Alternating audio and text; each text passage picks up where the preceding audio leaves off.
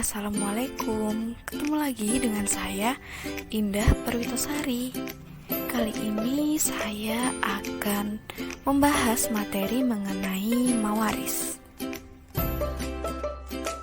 Poin pertama yang akan kita bahas yaitu mengenai definisi dari ilmu mawaris. Jadi, apa sih ilmu mawaris itu? Ilmu mawaris biasa disebut dengan ilmu faraid, yaitu ilmu yang membicarakan mengenai segala sesuatu yang berhubungan dengan harta warisan, baik itu yang mencangkup masalah-masalah orang yang berhak menerima warisan, bagian masing-masing, serta cara melaksanakan pembagiannya, dan hal-hal lain yang berkaitan dengan harta warisan, seperti itu. Poin selanjutnya yaitu mengenai dasar-dasar atau sumber hukum dari ilmu mawaris. Jadi, ada dua sumber hukum atau dasar-dasar hukum dari mawaris.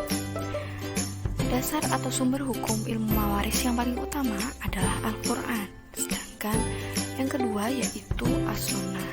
Setelah itu, ijma para ulama, serta sebagian kecil hasil ijtihad para mujtahid.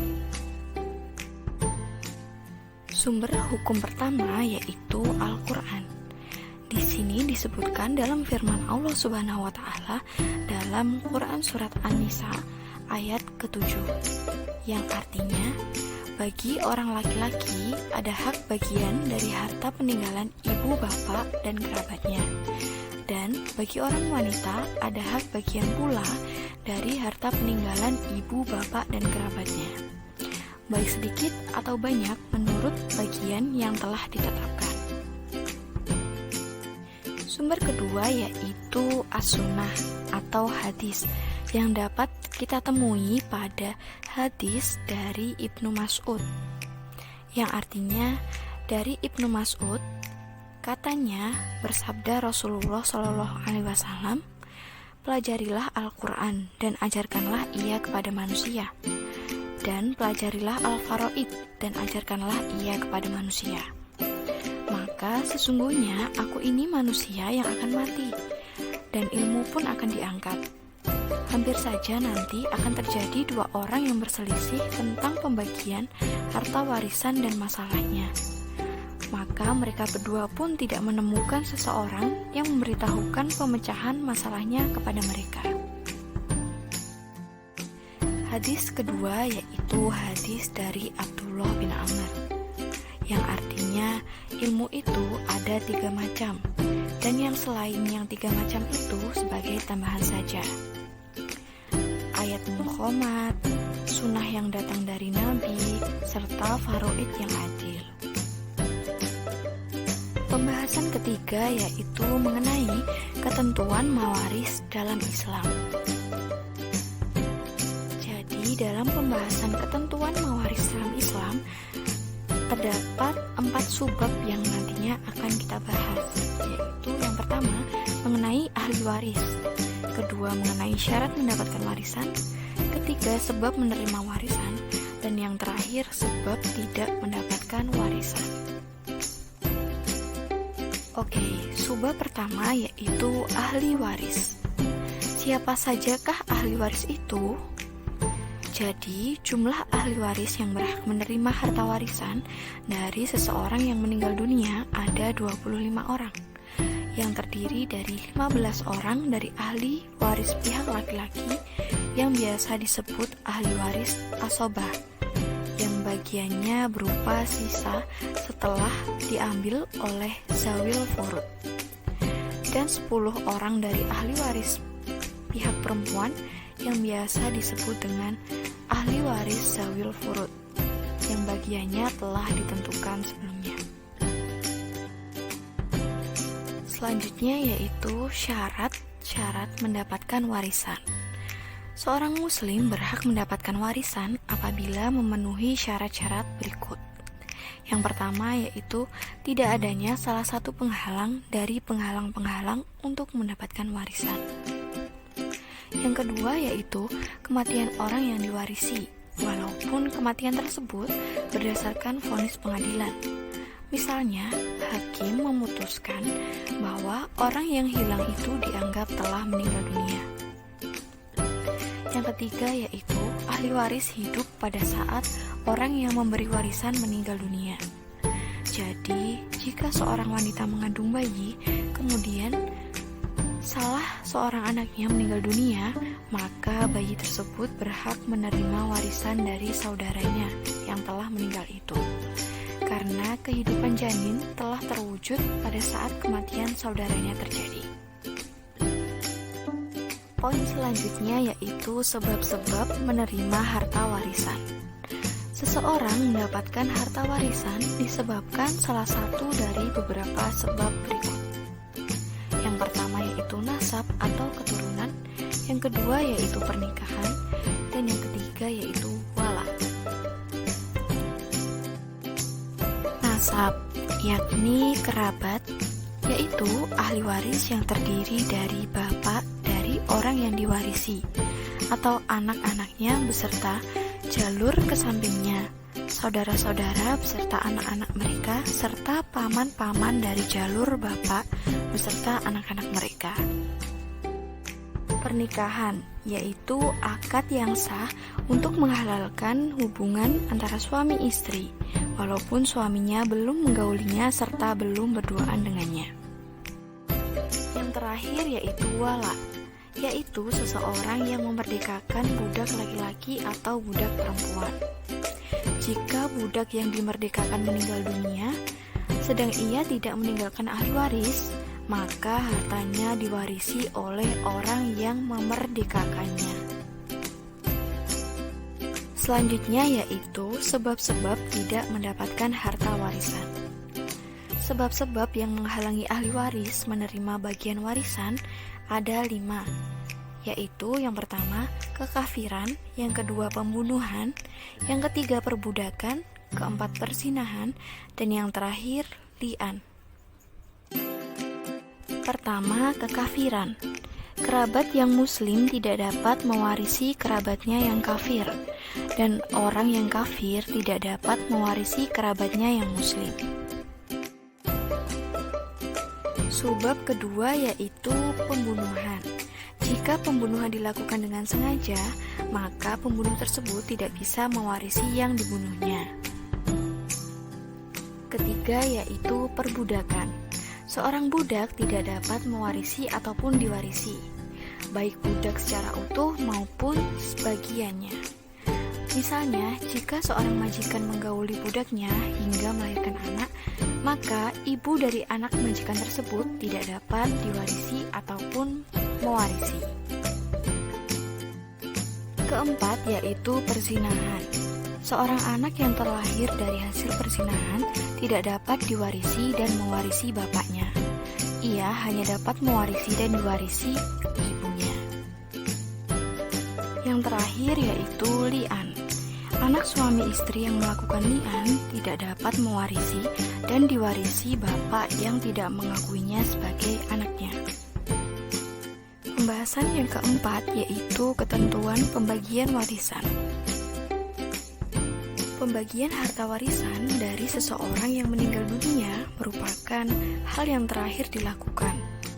Ada beberapa hal yang harus dilakukan sebelum harta warisan dibagikan. Selain pengurusan jenazah, wasiat dan hutang si mayatlah yang harus terlebih dahulu ditunaikan. Dalam ketentuan pembagian warisan, ahli waris dibagi menjadi 2 macam. Yang pertama yaitu ahli waris zawil furud, dan yang kedua yaitu ahli waris asobah. Ahli waris zawil furud adalah ahli waris yang memperoleh kadar pembagian harta warisan yang telah diatur oleh Allah SWT dalam Quran Surat An-Nisa. Sedangkan ahli waris asobah adalah perolehan bagian dari harta warisan yang tidak ditetapkan bagiannya dalam furud, tetapi mengambil sisa warisan setelah asbabul furud mengambil bagiannya. Terdapat 6 pembagian ahli waris zawil furud. Yang pertama mendapatkan setengah, yang kedua mendapatkan 1/4, yang ketiga 1/8, dan yang keempat 2/3, dan yang kelima mendapatkan 1/3, dan yang keenam atau yang terakhir mendapatkan 1/6. Berikut ini yang mendapatkan setengah bagian. Yang pertama yaitu suami. Jika istri yang meninggal tidak ada anak laki-laki, cucu perempuan, atau laki-laki dari anak laki-laki. Kemudian yang kedua, anak perempuan. Jika tidak ada saudara laki-laki atau saudara perempuan. Yang ketiga yaitu cucu perempuan. Jika sendirian, tidak ada cucu laki-laki dari anak laki-laki. Yang keempat yaitu saudara perempuan sekandung jika sendirian. Tidak ada saudara laki-laki, tidak ada bapak, tidak ada anak, atau tidak ada cucu dari anak laki-laki. Dan yang terakhir yaitu saudara perempuan sebapak sendirian. Tidak ada saudara laki-laki, tidak ada bapak atau cucu laki-laki dari anak laki-laki. Selanjutnya yang mendapatkan bagian 1/4. Yang pertama yaitu suami. Apabila istri yang meninggal tidak memiliki anak laki-laki atau cucu laki-laki ataupun perempuan dari anak laki-laki. Yang kedua yaitu istri. Jika suami yang meninggal tidak memiliki anak laki-laki atau cucu laki-laki atau perempuan dari anak laki-laki. Yang ketiga yaitu yang mendapatkan bagian sebesar 1/8. Yang berhak mendapatkan bagian 1/8 adalah istri. Jika suami memiliki anak atau cucu laki-laki ataupun perempuan dari anak laki-laki. Jika suami memiliki istri lebih dari satu, maka 1/8 itu dibagi rata di antara semua istri. Selanjutnya yang mendapatkan bagian sebesar 2/3. Yang pertama, yaitu 2 anak perempuan atau lebih jika tidak ada anak laki-laki. Yang kedua, yaitu 2 cucu perempuan atau lebih dari anak laki-laki jika tidak ada anak laki-laki ataupun perempuan sekandung. Yang ketiga, yaitu 2 saudara perempuan sekandung atau lebih jika tidak ada saudara perempuan sebapak atau tidak ada anak laki-laki atau perempuan sekandung atau sebapak. Dan yang terakhir yaitu 2 saudara perempuan sebapak atau lebih jika tidak ada saudara perempuan sekandung atau tidak ada anak laki-laki ataupun perempuan sekandung atau sebapak. Selanjutnya yaitu yang mendapatkan bagian sebesar 1/3. Yang pertama yaitu ibu.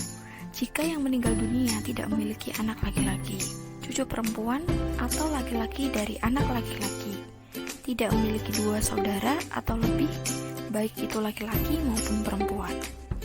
Yang kedua yaitu 2 saudara seibu atau lebih, baik itu laki-laki maupun perempuan. Jika yang meninggal tidak memiliki bapak, kakek, anak laki-laki, cucu laki-laki ataupun perempuan dari anak laki-laki. Yang ketiga yaitu kakek. Jika bersama 2 orang saudara kandung laki-laki atau 4 saudara kandung perempuan, atau seorang saudara kandung laki-laki dan 2 orang saudara kandung perempuan. Yang terakhir yaitu yang mendapatkan bagian sebesar 1/6. Yang pertama yaitu ibu. Jika yang meninggal dunia memiliki anak laki-laki atau cucu laki-laki, saudara laki-laki ataupun perempuan lebih dari 2 yang sekandung atau sebapak atau seibu. Yang kedua yaitu nenek. Jika yang meninggal tidak memiliki ibu dan hanya ia yang mewarisinya. Jika neneknya lebih dari 1, maka bagiannya dibagi rata. Yang ketiga yaitu bapak, secara mutlak mendapatkan 1/6, baik orang yang meninggal memiliki anak maupun tidak. Yang keempat yaitu kakek, jika tidak ada bapak. Yang kelima yaitu saudara seibu, baik laki-laki maupun perempuan, jika yang meninggal dunia tidak memiliki bapak, kakek, anak laki-laki, cucu perempuan atau laki-laki dari anak laki-laki. Yang keenam yaitu cucu perempuan dari anak laki-laki. Jika bersama dengan anak perempuan tunggal, tidak ada saudara laki-laki, tidak ada anak laki-laki, paman dari bapak. Yang terakhir yaitu saudara perempuan sebapak. Jika ada satu saudara perempuan sekandung, tidak memiliki saudara laki-laki sebapak, tidak ada ibu, tidak ada kakek, dan tidak ada anak laki-laki. Selanjutnya yaitu pembagian ahli waris asobah. Ahli waris asobah ini dibagi menjadi dua. Yang pertama yaitu asobah bin nasab, yang kedua yaitu asobah bisabab. Asobah bin nasab terbagi menjadi tiga. Yang pertama yaitu asobah bi an-nafsi, yang kedua yaitu asobah bil goir, dan yang ketiga yaitu asobah ma'al goir. Asobah bi an-nafsi yaitu semua ahli waris laki-laki, kecuali suami, saudara laki-laki seibu, dan mu'tik yang memerdekakan budak. Yang kedua yaitu asobah bil goir, yang terdiri dari 4, semuanya dari kelompok wanita. Dinamakan asobah bil goir karena hak asobah keempat wanita itu bukanlah karena kedekatan kekerabatan mereka dengan pewaris, tetapi karena adanya asobah lain atau asobah bin nafsi. Yang terakhir yaitu asobah ma'al goir, yang terdiri dari yang pertama, saudara perempuan sekandung satu orang atau lebih berada bersama dengan anak perempuan satu atau lebih, atau bersama putri dari anak laki-laki satu atau lebih, atau bersama dengan keduanya. Yang kedua yaitu saudara perempuan seayah satu orang atau lebih bersama dengan anak perempuan satu atau lebih, atau bersama putri dari anak laki-laki satu atau lebih, atau bersama dengan keduanya. Pembahasan yang kelima yaitu mengenai manfaat mengetahui atau mempelajari hukum waris Islam. Apa saja manfaat yang kita peroleh setelah mempelajari hukum waris Islam? Yang pertama yaitu terciptanya ketentraman hidup dan suasana kekeluargaan yang harmonis. Yang kedua yaitu menciptakan keadilan dan mencegah konflik pertikaian. Yang ketiga yaitu peduli kepada orang lain sebagai cerminan pelaksanaan ketentuan waris dalam Islam.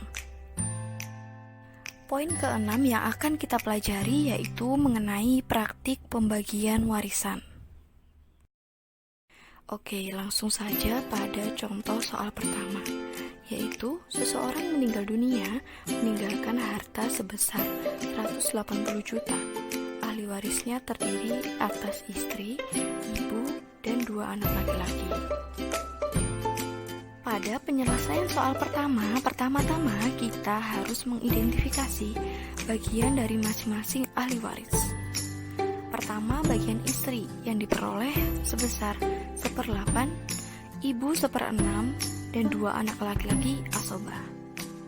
Selanjutnya, perhitungan asal masalahnya yang diperoleh dari perhitungan KPK atau kelipatan persekutuan terkecil dari 1/8 dan 1/6 atau bilangan penyebut 8 dan 6 yang kita peroleh hasil sebesar 24.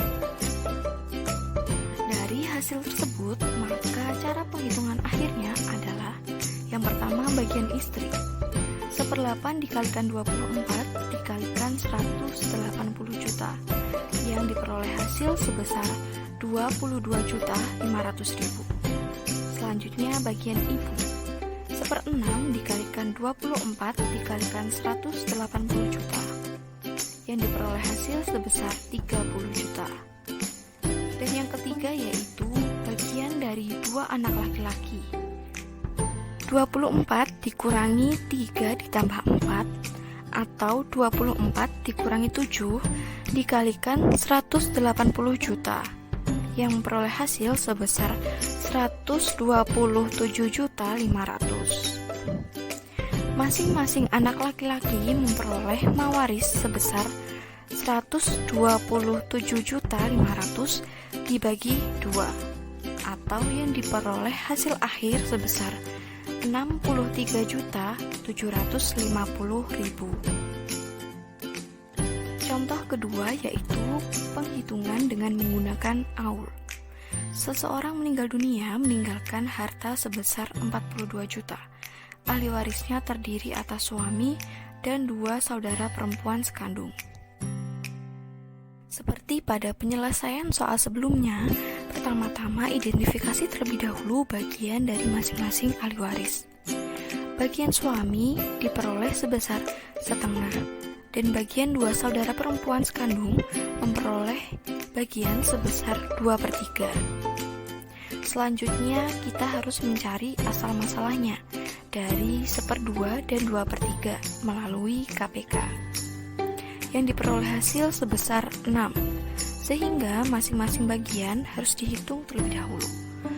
Suami 1/2 dikalikan 6 yang menghasilkan angka 3, dan selanjutnya dua saudara perempuan 2/3 dikalikan 6 yang menghasilkan angka 4. Asal masalahnya memperoleh angka 6, sedangkan jumlah bagiannya memperoleh angka 7. Maka asal masalahnya dinaikkan menjadi 7, sehingga cara perhitungan akhirnya sebagai berikut, yaitu suami mendapatkan 3/7 dikalikan 42 juta, yaitu sebesar 18 juta. Sedangkan dua saudara kandung perempuan 4/7 dikalikan 42 juta, yang menghasilkan angka sebesar 24 juta. Contoh yang ketiga yaitu penghitungan dengan menggunakan ROT. Seseorang meninggal dunia meninggalkan harta sebesar 120 juta. Ahli warisnya terdiri dari ibu dan seorang anak perempuan. Dalam penyelesaiannya, bagian ibu diperoleh sebesar 1/6, dan bagian satu anak perempuan diperoleh sebesar 1/2 atau setengah. Selanjutnya, asal masalah yang diperoleh dari perhitungan KPK dari bilangan penyebut 6 dan 2 diperoleh angka sebesar 6 atau asal masalah sebesar 6. Maka bagian masing-masing adalah 1/6 dan 3/6. Dalam hal ini masih tersisa harta warisan sebanyak 2/6. Untuk perhitungan dalam kasus ini harus menggunakan ROT, yaitu membagikan kembali harta warisan yang tersisa kepada ahli warisnya. Jika dilihat bagian ibu 1/6 dan satu anak perempuan 3/6, maka perbandingannya adalah 1:3. Maka 1/6 ditambah 3/6 yang diperoleh hasil sebesar 4/6. Kemudian dijadikan 4/4 dengan perbandingan 1:3. Maka hasilnya diperoleh ibu mendapatkan 1/4 dikalikan 120 juta yang diperoleh hasil sebesar 30 juta. Dan satu anak perempuan mendapatkan 3/4 dikali 120 juta yang diperoleh hasil akhir sebesar 90 juta. Sekian penjelasan saya mengenai materi mawaris. Kurang lebihnya mohon maaf. Wassalamualaikum warahmatullahi wabarakatuh.